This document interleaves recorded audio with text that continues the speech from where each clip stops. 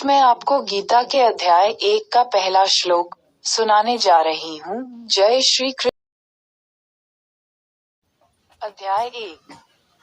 कुरुक्षेत्र के युद्धस्थल में सैन्य निरीक्षण।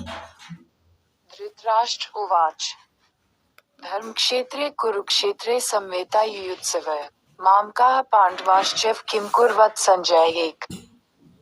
धृतराष्ट्र उवाच राजा धृतराष्ट्र ने कहा, धर्म क्षेत्रे धर्म भूमि तीर्थस्थल में कुरुक्षेत्रे कुरुक्षेत्र नामक स्थान में संवेता एकत्र युयुत्सव युद्ध करने की इच्छा से मामका मेरे पक्ष पुत्रों पांडवा पांडु के पुत्रों ने च तथा एव निश्चय ही किम क्या अकुर्वत किया संजय हे संजय। धृतराष्ट्र ने कहा, हे संजय, धर्मभूमि कुरुक्षेत्र में युद्ध की इच्छा से एकत्र हुए मेरे तथा पांडु के पुत्रों ने क्या किया। तात्पर्य: भगवद गीता एक बहुपठित आस्तिक विज्ञान है जो गीता महात्म्य में सार रूप में दिया हुआ है। इसमें यह उल्लेख है कि मनुष्य को चाहिए कि वह श्री कृष्ण के भक्त की सहायता से संवीक्षण करते हुए गीता का अध्ययन करे और स्वार्थ प्रेरित व्याख्याओं के बिना उसे समझने का प्रयास करे। अर्जुन ने जिस प्रकार से साक्षात भगवान कृष्ण से गीता सुनी और उसका उपदेश ग्रहण किया, इस प्रकार की स्पष्ट अनुभूति का उदाहरण गीता में ही है। यदि उसी गुरु परंपरा से निजी स्वार्थ से प्रेरित हुए बिना किसी को गीता समझने का सौभाग्य प्राप्त हो तो वह समस्त वैदिक ज्ञान तथा विश्व के समस्त शास्त्रों के अध्ययन को पीछे छोड़ देता है।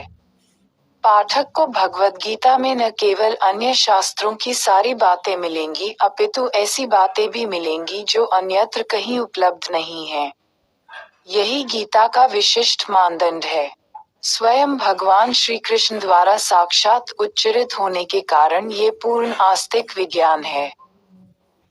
महाभारत में वर्णित धृतराष्ट्र तथा संजय की वार्ताएं इस महान दर्शन के मूल सिद्धांत का कार्य करती हैं। माना जाता है कि इस दर्शन की प्रस्तुति कुरुक्षेत्र के युद्धस्थल में हुई जो वैदिक युग से पवित्र तीर्थस्थल रहा है, द्वारा मानव जाति के पथ प्रदर्शन हेतु तब किया गया जब वे इस लोक में स्वयं उपस्थित थे। धार्मिक क्षेत्र शब्द सार्थक है क्योंकि कुरुक्षेत्र के युद्धस्थल में अर्जुन के पक्ष में श्री भगवान स्वयं उपस्थित थे। कौरवों का पिता धृतराष्ट्र अपने पुत्रों की विजय की संभावना के विषय में अत्यधिक संदिग्ध था। अतः इसी संदेह के कारण उसने अपने सचिव से पूछा, उन्होंने क्या किया। वह आश्वस्त था कि उसके पुत्र तथा उसके छोटे भाई पांडु के पुत्र कुरुक्षेत्र की युद्धभूमि में निर्णयात्मक संग्राम के लिए एकत्र हुए हैं। फिर भी उसकी जिज्ञासा सार्थक है।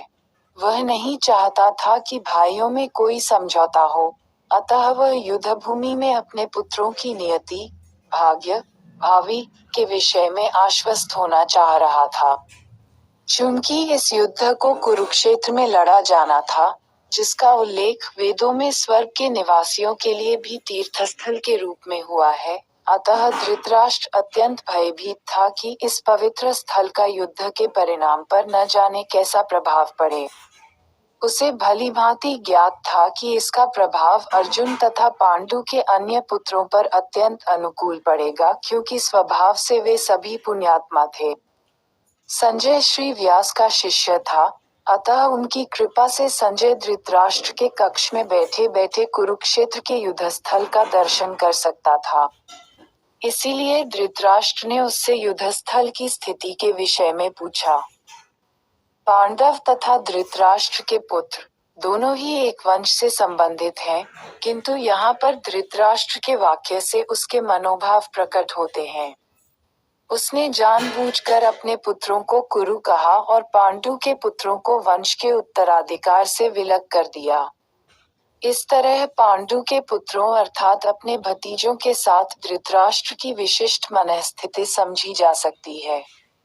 जिस प्रकार धान के खेत से अवांछित पौधों को उखाड़ दिया जाता है, उसी प्रकार इस कथा के आरंभ से ही ऐसी आशा की जाती है कि जहां धर्म के पिता श्री कृष्ण उपस्थित हों, वहां कुरुक्षेत्र रूपी खेत में दुर्योधन आदि धृतराष्ट्र के पुत्र रूपी अवांछित पौधों को समूल नष्ट करके युधिष्ठिर आदि नितांत धार्मिक पुरुषों की स्थापना की जाएगी।